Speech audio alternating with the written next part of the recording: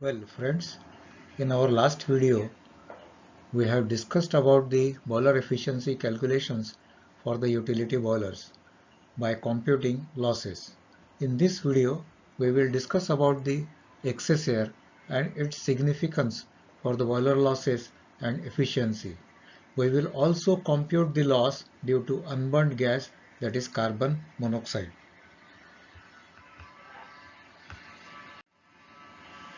As discussed in the last video, we calculated about 10 numbers of losses in pulverized fuel boiler. The reduction in losses is going to improve the efficiency of the boiler and reducing the required boiler fuel. In this video, we will discuss about the excess air for reduction in losses and the calculation of heat lost due to carbon monoxide formation. First, we discuss about the excess air. Facts. Only oxygen is required for combustion of fuel in the boiler. It is not economical to supply only oxygen for the combustion of fuel. So air is supplied in the furnace combustion zone only. In a PF boiler, air is supplied for carrying pulverized coal from coal mills to the combustion chamber. This air is the primary air. This air is not sufficient for the complete combustion of the fuel, it is coal. Some more air is required to complete the combustion of coal in combustion zone of the furnace. This air is supplied from the auxiliary air dampers also in the furnace zone and is called the secondary air. The total air supplied is the total of primary air and secondary air. Relation: excess air and efficiency. In a boiler, as the excess air is increased, the stack temperature rises and the boiler's efficiency drops.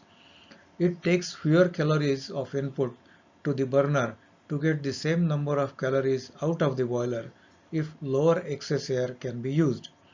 Therefore, one of the most important functions of a burner is to burn the fuel at the lowest possible excess air to achieve the greatest overall boiler efficiency.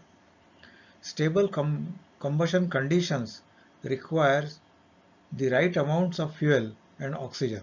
The combustion products are heat, energy, carbon dioxide, water vapor, nitrogen, and other gases, including oxygen. In theory, there is a specific amount of oxygen needed to completely burn a given amount of fuel, but in practice, burning conditions are never ideal. Therefore, more air than the ideal must be supplied to burn all the fuel completely. The amount of air more than the theoretical requirement is now referred to as excess air. Power plant boilers normally run about 10 to 20% of excess air. Natural gas-fired boilers may run as low as 5% of excess air. Pulverized coal-fired boilers run with 20% of excess air. Gas turbines run very lean up to around 300% of excess air. To determine the excess air at which the combustion system will operate, we have to start with the stoichiometric combustion. During the stoichiometric combustion, there is a chemically correct mixing proportion between the air and the fuel. During stoichiometric combustion process, no fuel or oxygen are left over.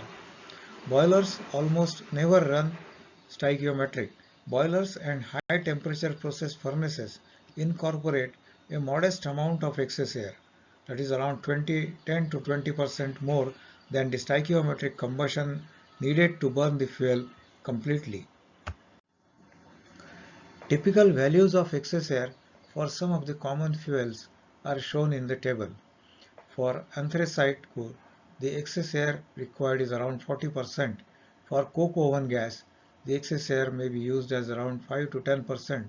For natural gas also, the excess air used is around 5 to 10%. In case of pulverized coal, the excess air is to be used around 15 to 20%. In a coal stoker fired boiler, around 20 to 30% of excess air is used. For oils, the excess air used is around 10 to 20%. The semi-anthracite hand firing coal, the excess air is 70 to 100% of excess air is used. With stoker fired boilers, the excess air used is around 40 to 70%, and with travelling grade, the excess air used is around 30 to 60%. The pulverized fuel boilers with no excess air, there is incomplete combustion.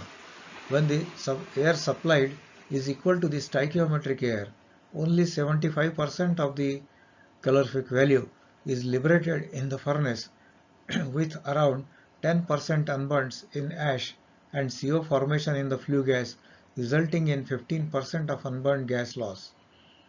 Some coal remains unburnt and some oxygen passes through the fire without entering into any chemical reaction with the chemical constituents of fuel. This free oxygen appears at the chimney along with unburned gases such as carbon monoxide. This represents a great loss of available heat as the gases are only partially burned.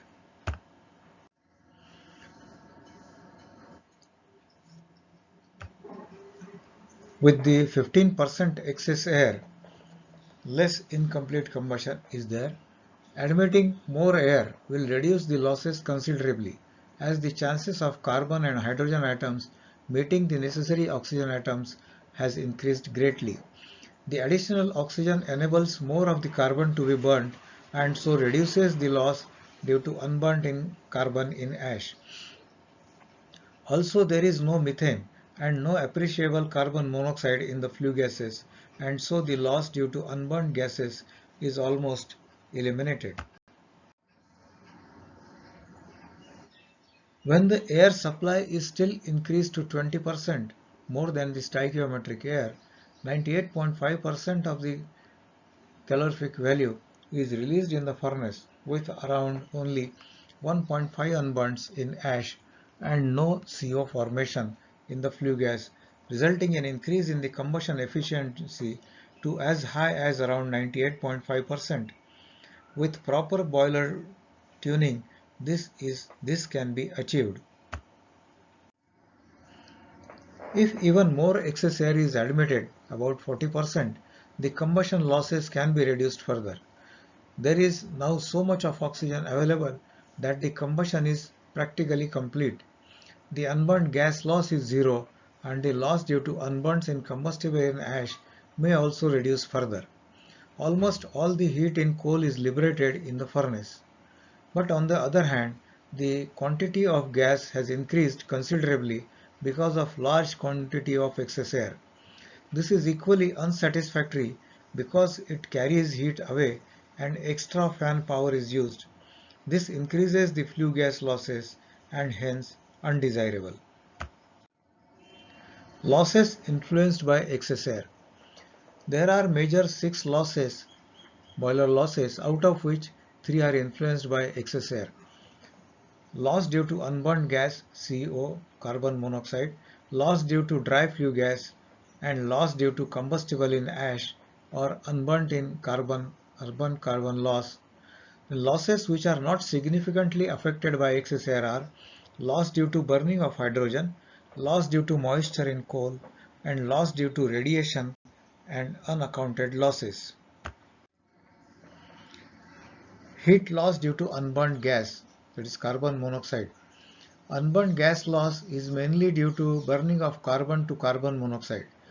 This can be easily reduced by increasing the supply of excess air, which will provide more oxygen for complete combustion. The measurement of CO at the stack or at the measuring point shown in the previous figures can guide the operators for correct quantity of air to reduce this loss to zero. The figure shows the loss is high with no excess air but rapidly falls to zero as more air is admitted. Heat loss due to dry flue gas. The dry flue gas loss, as the quantity of excess air is increased, the heat escapes from the stack and the heat goes out of the system. The loss increases in direct proportion to the amount of excess air as shown in the graph. The combustibles in ash loss. This loss is high when there is little or no excess air because of mixing of combustible material and oxygen is poor. As the excess air is increased, this loss decreases rapidly. However, it does not reach zero because the loss depends on other two factors also when burning the coal. Firstly, the air-fuel mixture must be correct, and secondly, it depends upon the fineness of the grinding in case of pulverized fuel firing or great speed in case of stoker firing. So the boilers are to be operated in the optimum efficiency zone and the excess air has to be adjusted accordingly so that the losses are minimal.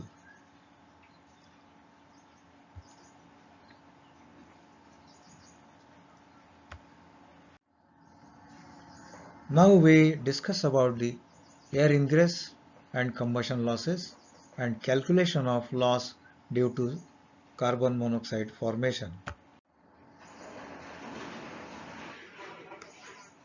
In the figure are shown the air ingress points all over the boiler, maybe in the furnace zone, in the horizontal pass, in the second pass, and also up to the ID fan. The CO measurement points are also shown here. We measured in the horizontal pass, we measured before the air preheater and after the air preheater and before the ID fan or after the ID fan. Air ingress in zone A. Now the air ingress in zone A may help in combustion, but it may attemperate the furnace. Air ingress and air leakage. As the combustion chamber of a pulverized fuel boiler is under a negative pressure as high as around -7 to -10 millimeters of water column, all the chances are there for the air ingress through the furnace peepholes, soot blower openings, furnace foulings, furnace bottom ceilings, etc. Any points for further furnace fouling are very difficult to cite as they might be covered by the insulation of the boiler. However, while soot blowing, they might be identified. The bottom ash hopper sealing also may be checked for any air ingress. There may not be any significant change in the oxygen readings if this type of air ingress is there. The air ingress in the furnace zone may help the combustion of fuel, but it will also attemperate the furnace and hence it is undesirable. Air ingress in B zone may help the soot combustion if the temperature in the zone allows, but it will also attemperate the flue gas. It may be from the soot blower openings or any foulings. Air ingress in C zone may not help the combustion, but it may increase the ID fan loading. The ingress points may be the superheater reheater headers from the top of the furnace where they are coming out of the furnace. Air ingress from zones D and E may help the undesirable secondary combustion of the coal particles. It may give false oxygen percentage stating that the combustion is complete, but actually the fuel has not burned fully. There may be air leakage from the primary secondary air side to flue gas side of the air preheater, or maybe mixing of air and flue gases together. May also lead to fires in air preheater. Hence, before going for the efficiency test, all these air ingress and leakages must be fixed. Assessment of air ingress or air leakages. Amount of air ingress or leakages may be found out from various measurements of oxygen at various points in the path of the flue gas. Another way is to compare the primary and secondary airflows with the designed airflows given by the manufacturer. Reducing this air leakage or air ingress will improve the efficiency and reduce the heat rate. The percentage of air leakage between points A and B can be calculated as 100 multiplied by oxygen percentage at B minus oxygen percentage at A divided by 21 minus oxygen percentage at B. Similarly, you can find out the air ingress or leakage between any 2 points by putting the values in the equation values of measured oxygen in the equation and getting the value of air ingress or air leakage. Effects of air ingress or air leakages. There will be increase in fuel demand because of the reduction in boiler efficiency because of leakages. Increased loading or overloading of ID fans will be there because of leakage or air ingress. It may give the oxygen percentage higher, but the combustion of fuel in the furnace is not complete. That is, it may give a false O2 reading. Carbon carryover to There may be carbon carryover to air preheater and it may affect the secondary combustion. It may cause aerator fires also. Then it may reduce the air preheater efficiency. The FD fans not being loaded to its capacity, hence not operating in optimum efficiency zone. The affecting the performance of electrostatic precipitators. Now the carbon monoxide measurement. The following units are the most common for the measurement of carbon monoxide in flue gas. Generally it is measured in parts per million. Like the reading percent, ppm also expresses a ratio. If there is a concentration of 333 ppm of CO in a cylinder and you take 1 million particles out of that cylinder, 333 particles should be carbon monoxide particles. For convenience, higher concentrations are generally expressed as percentages. The conversion is as below. An oxygen concentration of 21.95% volume would be equal to 219,500 ppm of oxygen, and 1% of CO is identical with 10,000 ppm of CO. mg per nm cube or mg per nm cube, milligram per cubic meter. When using the unit milligram per cubic meter, the standard volume is used as a reference and the mass concentration of the flue gas is given in milligrams. Since this unit is pressure and temperature dependent, the volume expressed as standard conditions. Standard conditions means temperature at 0 degrees centigrade and pressure at 1013 millibar or HPA. Conversion of gases from ppm to mg. These formulas can be used for conversion of gases if they are measured in ppm and can be converted to mg per meter cube. But at the standard conditions, that is at temperature 0 degrees and pressure at 1013 millibar. Now we calculate the heat loss due to CO formation.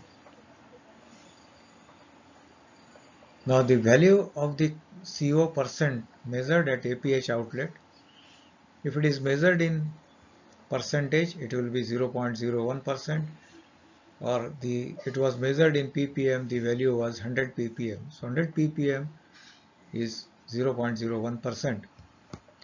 The heat lost because of formation of CO instead of CO2 is equal to 5654 kilocalories per kg.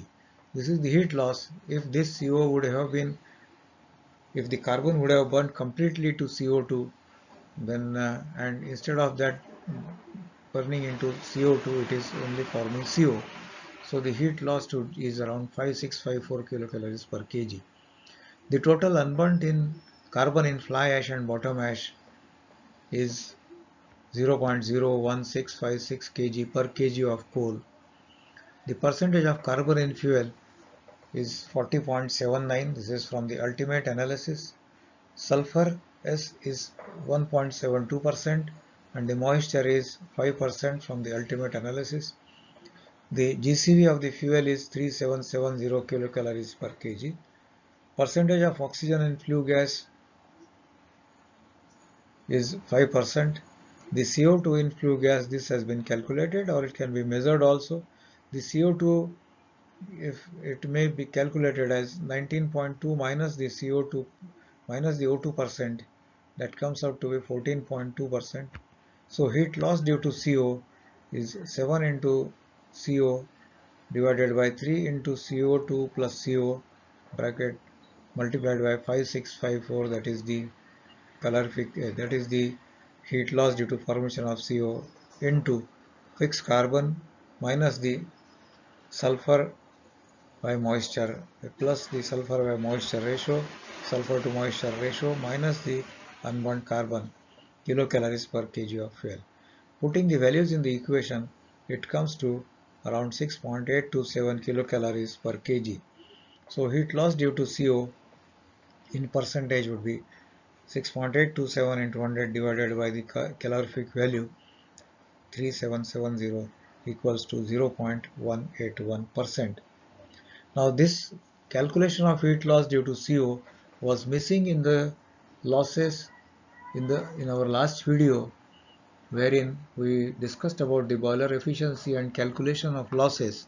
So there in this portion was missing. So hence in this video this has been put in. So thanks for watching. Now we at Total Output Power Solutions invite your comments on the subject. Like, comment and subscribe. Thanks.